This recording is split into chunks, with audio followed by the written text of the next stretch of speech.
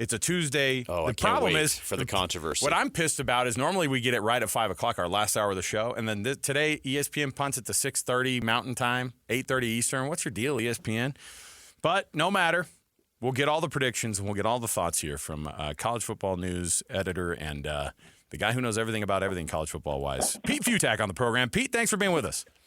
Well, they couldn't have done this like any other time last week. Like, they dropped the rankings the split second the first exit polls and that other thing that was going on. Oh, yeah. That. At the exact same time. It's like, look, like, if your whole goal here is to promote your product, because these aren't the rankings. These are just the snapshots and exhibition. It's just them kind of testing it out. It's not like these are the final, authoritative rankings. You could have done this any other time than when the 98% of the world is all focused on, that. And so, like, even okay, they're the rankings. That's cool. So what happened in that thing? So, like, it's crazy how they're doing this. But tonight we get to give full focus to this and actually dissect it a little bit more. All right. Once it comes out, a little speculation here on your part. Who do you think is going to be the biggest winner tonight? Who could be the biggest loser?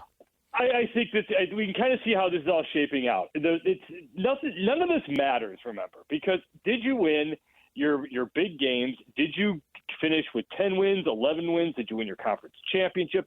It's a snapshot for the moment. So everyone's going to be screaming and yelling like, oh my gosh, look at there's 19 SEC teams in the top 5, and all that kind of stuff.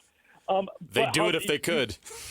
Well, hey, rankings-wise, well, that's going to be the interesting part about all this, because do they go by what they've been doing for the last 10 years? If they go – because in the 10 years of the college football playoff rankings, there's never been a time when an 11-win Power 5, now Power 4 team would have been left out. The only time it would have been close was the year that Cincinnati finished in the top 3, and that year Pitt was like 11-2, but they were ranked 12th. But that would have been it. So for the most part, if you're 10-2, you're at least knocking on the door. If you're 11-1, 11-2, that'll be the question if it's like an SMU or something. And 9-3, if you're 9-3 and you're Alabama or Georgia or Tennessee and you get in, yeah, there's room for screaming there. But how we can kind of see this shaping up is the sweet spot is if you're Penn State, if you're Indiana, or if you're Notre Dame, you're probably shaping up to go 11-1. And if you can go at 11-1 without having to play a conference championship, that's an extra. Then your 13th game is a home game, and you have 3 weeks off to rest.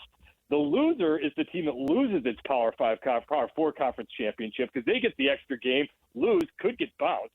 And so this will be interesting to see how they kind of shape things up a little bit. That's actually interesting you brought up because JJ and I have been yelling about how Penn State is going boo-hoo, and yet at the same time, when they lost to Ohio State, yet it might have been the best thing that could have happened for them because they lose. They're not in the Big 12 or in the Big 10 championship game conversation. They don't even go to that championship game. They're one loss, and they're freaking Penn State. So of course they're going to be like the 5 or 6 seed, and like you said, have extra time off. I mean, my heavens, like I don't even know how to approach this thing. Well, now there's a flip side to that. So yes.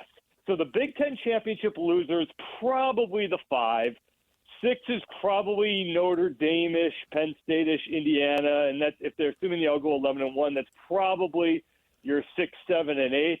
Well, then, hey, Merry Christmas! You're a 5 seed. Welcome to probably Clemson. And then if you're a 6 seed, hey, you get a home game against Georgia. It's not like you're going to get like some lightweight. Like, yeah, you'd kind of like to have the Boise State game. But they might be a 4 seed. I know we're talking here, but honestly, would you rather play Alabama in the first round of the playoff or BYU? Like it's going to be kind of strange how this thing is going to get seeded. Well, let's talk a little bit about. I know some people may have a little bit of it because it's one that you have BYU rolled out as the number 7 team for what you think the College Football Playoff Committee is going to pick tonight. But overall, what is BYU's ultimate landing spot, do you think, at the end of this whole thing when they've played 12 or 13 games? If they run the table, they're number 3 at worst, if not higher. If they win the conference championship and go 12-1, I think they get into the top 4. Then the ACC team might – in that case, the ACC team gets knocked out for a 12-1 Boise State, or then definitely 12-1 BYU's in. If they're 11-2, if they blow these last couple games, then it gets a little iffy. If they don't win the Big 12 championship, then it gets interesting because the Big 12 is not good. It's a bad conference. I mean, it's fun. I mean, everyone's having a great time. Everybody can beat everybody, but it's just not very strong. So I don't know how much respect. I think 11-2 BYU, if it loses the Big 12 championship, it's going to get really, really dicey depending on what happens with all those SEC teams. Because right now, think about it. You've got Alabama, Ole Miss, Georgia, Tennessee, Texas A&M. Two of them are not going to make it, and that's not even including a Missouri. Did I say Tennessee? There's like 7 or 8 teams, and not everyone's going to get in this thing, and all of them are kind of worthy considering their schedules that they've played. But then it doesn't feel like this in the end could be just like, yeah, well, the Big Ten and the SEC just dominate this thing just like we all predicted, and you're even hearing you said 3 losses. It gets dicey there, but then there's other people like Heather Dinich is saying today that don't count out a 9-3 SEC team. Like, what are we doing here then? What are we doing here then if this is just the Big Ten SEC Invitational? Who'd you beat?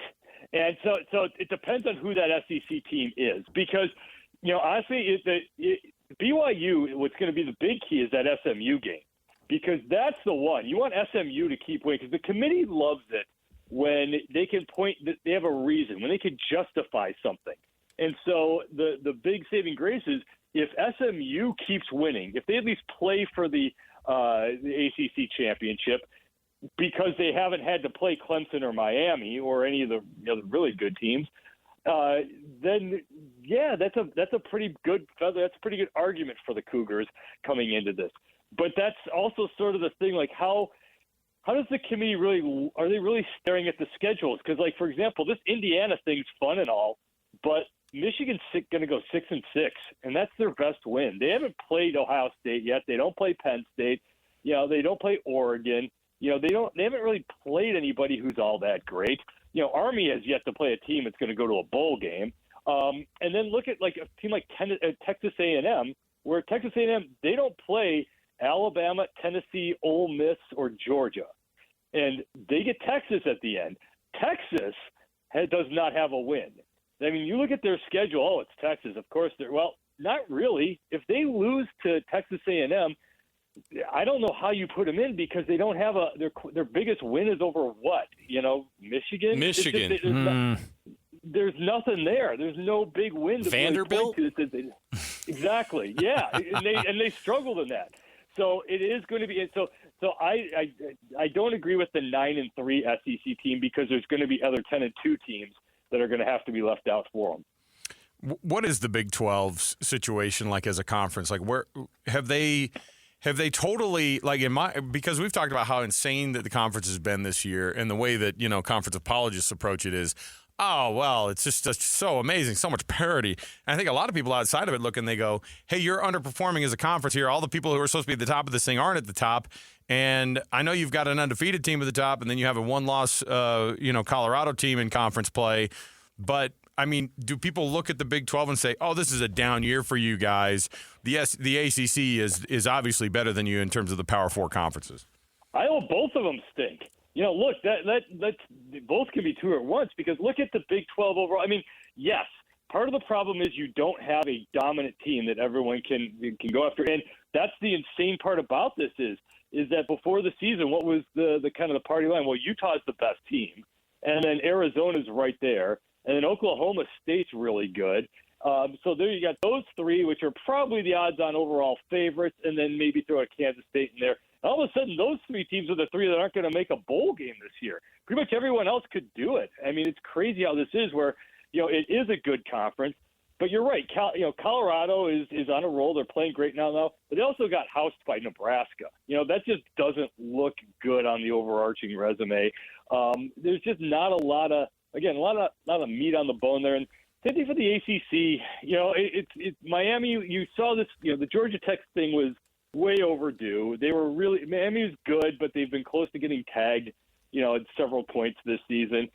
And look, I'm very curious to see what your after the fact take was, but they're but for let's say a call. BYU loses to a mediocre Utah team last week, and I think the world's not really on BYU as anything major yet. But hey, look again, their resume's not bad because of SMU right now.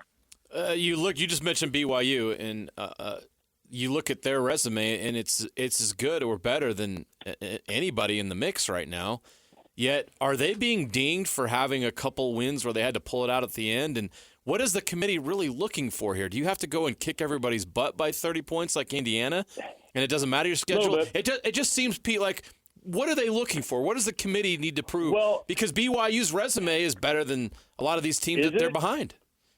Like who? Well, you just mentioned all these teams. Win? Like Texas doesn't have a top 25 win right now. True. And a loss. Okay, true, but BYU, SMU, and what else? Kansas State. It was pretty darn good. They whipped Kansas State 38-9. Yeah, but Kansas State's okay. I mean, like, what else? I mean, there's I could do the same thing with Indiana. I could do the same thing with Texas. I could do the same thing with Tennessee. Outside of the Alabama win. Here's the thing. You just named the three teams that you're dead on right on. Who's Penn State beat this year? Well, the difference being here that Texas still has to play Texas A&M. Tennessee's getting Georgia this week. Indiana's playing Ohio State.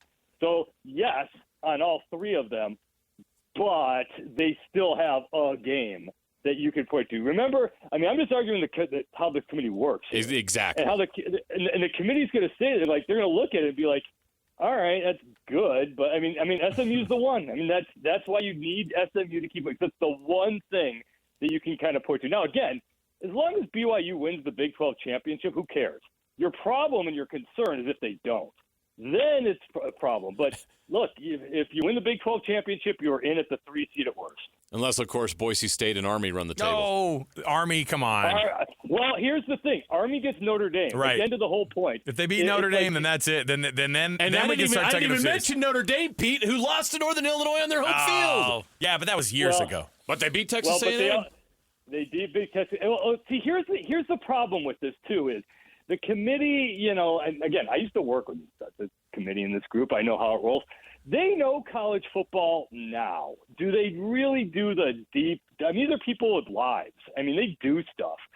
So do they really do the complete deep dive? Now, to do the deep dive on Northern Illinois, that was the weirdest aberration of a game where they blew it. I mean, it's not like Northern Illinois was better, not that Notre Dame was bad. They only decided to run 24 times. It was like a historically bad coached game. However, Notre Dame's also beaten – they had the highest margin of victory in October, and then they just came up with another one. So, it's a great team that had a really historically bad day. So that's where there's supposed to be some subtlety and nuance to this, where you're like, yeah, you lost to Notre Dame. But with that said, though, if you look at the rest of the schedule, if Notre Dame loses to Virginia, Army, or a mediocre USC, 10-2 probably doesn't get it done. So 11-1, yes. 10-2, no. He leaves no rock unturned. He does have historical perspective, and his life is this. He's Pete Fiutak, College Football News. Yeah. There you go. Pete, we love having you on, man. We love the passion, as always. Great conversation, Pete. Love Appreciate it. And you know what? It's 3 weeks of regular season football to talk about for all of these scenarios to be totally moot points. It doesn't for us to all be proven wrong. So in the end, just win your conference championship, and everything will be fine. All right, Pete. Thanks, man. We appreciate it. There you guys. There you go. We'll take a break. We got a lot to digest on that, but we got to get out. We're way late. You know why? Because Pete Fiutak's fun to talk to.